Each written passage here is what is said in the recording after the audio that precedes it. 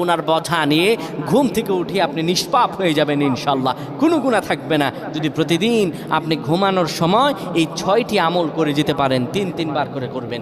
1 নম্বরে যে আমলটি করবেন, কালিমা পড়ে ঘুমাবেন।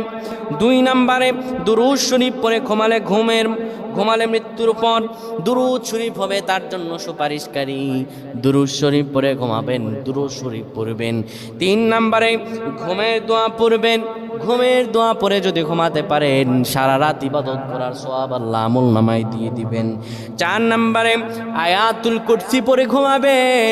আয়াতুল কুরসি পড়ে কেউ যদি ঘুমায়, ফেরেশতারা তাকে সারা রাত পাহারা দেয়।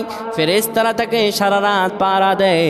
আয়াতুল কুরসি পড়ে ঘুমাবেন। 5 নম্বরে 21 বার বিসমিল্লাহির রহমানির রহিম পড়ে ঘুমাবেন। তাহলে প্রতিটি শ্বাস নিঃশ্বাসের জন্য নেকি লেখা হবে।